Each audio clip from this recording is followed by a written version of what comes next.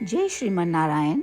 जो टिप्पणी मैं देने जा रही हूँ वह रामानुज दास श्रीमन गट्टू वेणुगोपालन स्वामी द्वारा दी गई है। अध्याय 3 कर्म योग, श्लोक 35। श्रेयान् स्वधर्मो विगुणः परधर्मात् स्वनुष्ठितात् स्वधर्मे निधनं श्रेयः परधर्मो भयावहः। ओम। गीताचार्य श्री कृष्ण परमात्मा अर्जुन सहित हम सभी को निष्काम कर्म की शिक्षा दे रहे हैं। परमात्मा कह रहे हैं, गतिविधियां करना एक आदत है जो स्वाभाविक रूप से तुम्हारी इंद्रियों में आती है। अर्थात तुम्हारी इंद्रियों की आदत है गतिविधियां करना, क्योंकि यह उनका स्वभाव है। इस आदत को स्वधर्म कहा जाता है। इसे फिर से सिखाने की कोई आवश्यकता नहीं है, परंतु आपकी इंद्रियां जिस चीज की आदी नहीं है वह यह है कि वे गतिविधियों को छोड़कर ध्यान में बैठने की आदी नहीं है। इसे परधर्म कहा जाता है, क्योंकि यह आपकी इंद्रियों के लिए विरोधाभासी व्यवहार है। इसीलिए ही इसे परधर्म कहा जाता है। आपका स्वधर्म अपने निर्धारित कर्तव्यों का पालन करना है। ये कर्तव्य जो परिवार, वंश, पेशे, समाज और आध्यात्मिकता से संबंधित हैं, उन्हें बिना किसी फल की आशा के पूरा किया जाना चाहिए। यह कर्म योग कहा जाता है। यह कर्म योग आपका स्वधर्म है। जब आप इस कर्म योग को कर रहे हैं तो भी यदि आप कोई त्रुटियों में पड़ जाते हैं तो कोई बात नहीं, यह कर्म योग अभी भी आपको समृद्धि देता है। परंतु कभी ऐसे हालात आ जाते हैं कि जिनके कारण हम अपने कर्म नहीं कर सकते या कर्तव्यों का पालन नहीं कर पाते, तो भी हमें कुछ अच्छे परिणाम मिल जाते हैं। इसका मतलब कभी किसी अपरिहार्य परिस्थितियों के कारण अगर हम कर्म योग बंद कर देते हैं, वे फिर भी हमें कुछ अच्छे परिणाम दे देते हैं। अब हम ज्ञान योग या ध्यान में बैठने के बारे में बात करते हैं। ज्ञान योग परधर्म है, क्योंकि यह आपके लिए स्वाभाविक नहीं है। ज्ञान योग अच्छा है, लेकिन अगर यह रुक जाता है तो वहाँ इसका कोई भी अच्छा परिणाम नहीं होगा। सवाल यह है कि क्या हमारी इंद्रियों में ज्ञान योग को पूरी तरह से करने की क्षमता है? नहीं। पर क्यों? क्योंकि यह हमारे लिए स्वाभाविक नहीं है और यह हमारे लिए नया है और हमें यकीन नहीं है कि हम इसे पूरा करने में सक्षम हैं या नहीं। और यदि इसे पूरा नहीं किया गया तो परिणाम कुछ भी नहीं होगा। इसीलिए कर्म योग करना, अपने कर्तव्यों का पालन करना आपका स्वधर्म या स्वाभाविक आदत है। इसीलिए कर्तव्य पालन ही आपकी समृद्धि के लिए सर्वोत्तम है, क्योंकि ज्ञान योग या ध्यान में बैठना आपके लिए स्वाभाविक नहीं है। यह आपके लिए परधर्म है। यह हमेशा जोखिम भरा होता है और इसकी कोई गारंटी नहीं है कि ज्ञान योग कोई फल देगा, जबकि कर्म योग में कोई जोखिम, खतरा या हानि नहीं है। और पहले ऐसा कोई उदाहरण नहीं है जहां इसने किसी छोटे कर्म का भी अच्छा परिणाम ना दिया हो।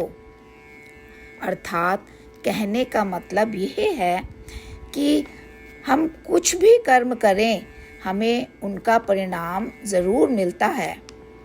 इस प्रकार परमात्मा कर्म योग और ज्ञान के बीच स्पष्ट अंतर बता रहे हैं।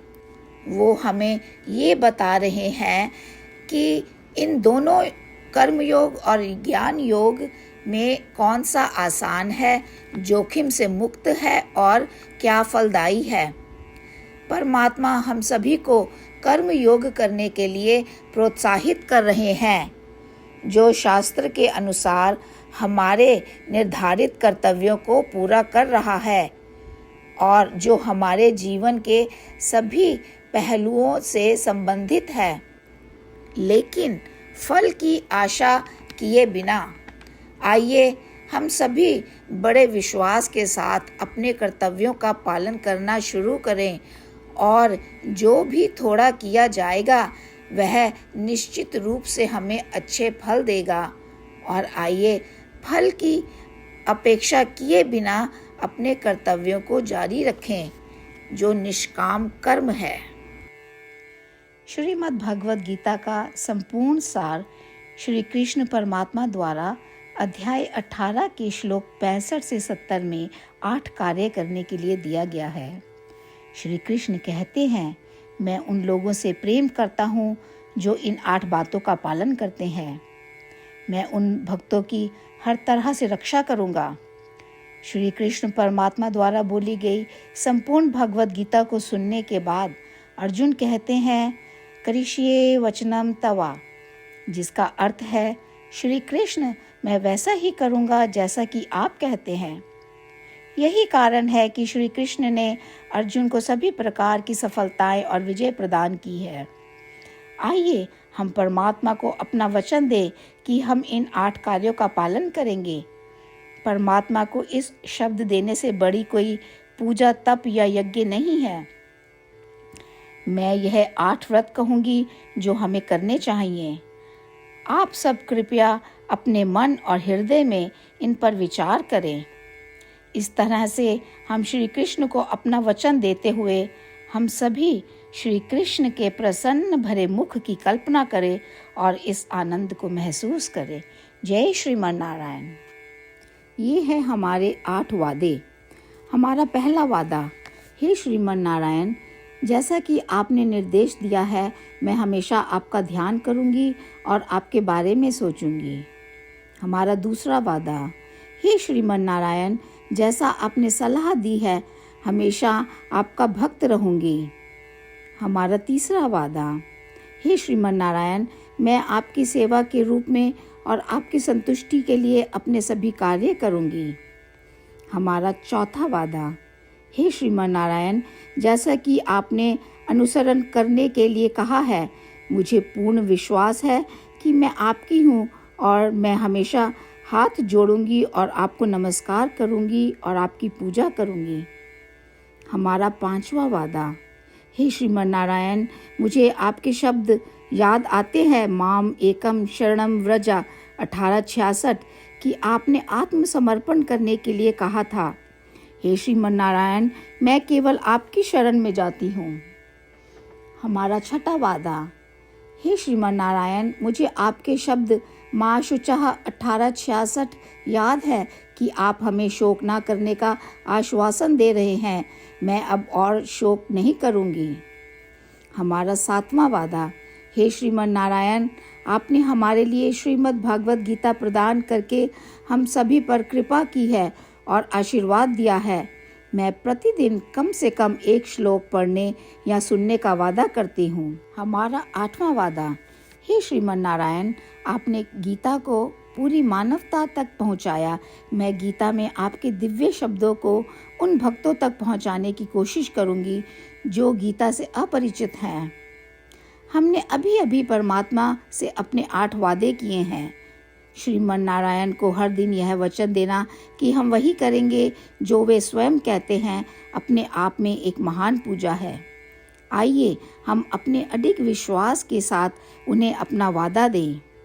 हे श्रीमन नारायण, जैसा आप कहते हैं मैं वैसा ही करूँगी, जैसा आप चाहते हैं मैं वैसा व्यवहार करूँगी और केवल आपके लिए काम करूँगी। श्रीमन नारायण करिष्ये वचनम तवा, जिसका अर्थ है श्रीमन नारायण, मैं आपके निर्देशों के अनुसार कार्य करूँगी। सर्वम श्री कृष्णा अर्पणमस्तु। जय श्रीमन नारायण। श्रेयान् स्वधर्मो विगुणः परधर्मात् स्वनुष्ठितात् स्वधर्मे निधनं श्रेयः परधर्मो भयावहः। ॐ श्रेयान् स्वधर्मो विगुणः परधर्मात् स्वनुष्ठितात् स्वधर्मे निधनं श्रेयः परधर्मो भयावहः। ॐ